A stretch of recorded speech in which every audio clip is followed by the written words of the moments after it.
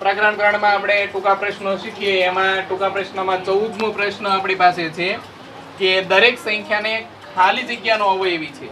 દરેક સંખ્યા એ ખાલી જગ્યાનો અવયવી છે. એકનો અવયવી છે. દરેક સંખ્યા છે એકનો અવયવી તો હોય જ તે એટલે એકનો. ત્યાર પછી દરેક સંખ્યાના અવયવીઓ કેટલા હોય છે? દરેક સંખ્યાના અવયવીઓ કેટલા હોય છે? અનંત, અગણ્ય, અનંત અથવા અગણ્ય. અસંખ્ય. હા, અસંખ્ય લઈ શકાય. અસંખ્ય વધારે યોગ્ય રહેશે. નિશ્ચિત હોતું નથી. અવયવો નિશ્ચિત હોય છે અને અવયવી નિશ્ચિત હોતા નથી. એ ઘણા બધા હોય છે, બરાબર, જ્યાં સુધી ચાલે ત્યાં સુધી. કોઈ પણ સંખ્યાનો નાનામાં નાનો અવયવી કોણ હોય છે? કૃષ્ણા, કોઈ પણ સંખ્યાનો નાનામાં નાનો અવયવી કોણ હોય છે? દુર્મિકા, સંખ્યા પોતે.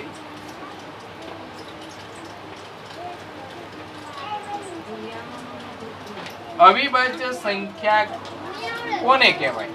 તો જો આ થોડીક વ્યાખ્યા છે એટલે હું લખાવું કે જે સંખ્યાને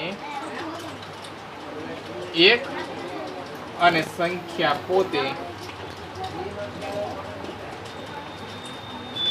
એમ માત્ર બે જ અવયવ હોય તે સંખ્યાને અવિભાજ્ય સંખ્યા કહેવાય. જે સંખ્યાને એક અવયવ સંખ્યાનો એક હોય અને બીજી સંખ્યા પોતે હોય એમ કરીને માત્ર બે જ અવયવ મળતા હોય એવી સંખ્યાને કેવી સંખ્યા કહેવાય?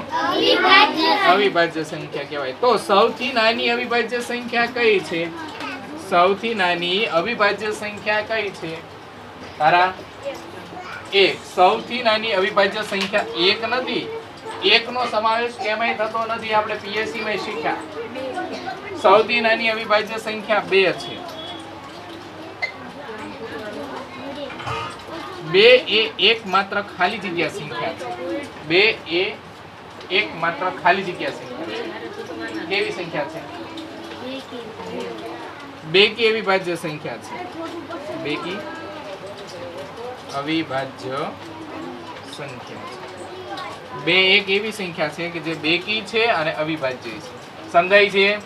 દરેક સંખ્યા ખાલી જગ્યાનો અવયવી છે એકનો. દરેક સંખ્યાના અવયવો કેટલા હોય છે? તો કે અનંત અથવા અગણ્ય અથવા અસંખ્ય. કોઈ પણ સંખ્યાનો નાનામાં નાનો અવયવી કોણ હોય છે? તો કે સંખ્યા પોતે. અવિભાજ્ય સંખ્યા કોને કહેવાય? તો કે જે સંખ્યાને એક અને સંખ્યા પોતે એમ માત્ર બે જ અવયવ હોય તે સંખ્યાને અવિભાજ્ય સંખ્યા કહેવાય. સૌથી નાની અવિભાજ્ય સંખ્યા કઈ છે? 2 અને 2 માત્ર બેકી અવિભાજ્ય સંખ્યા છે. તો આ પ્રમાણેના પ્રશ્નો છે. સમજાય છે?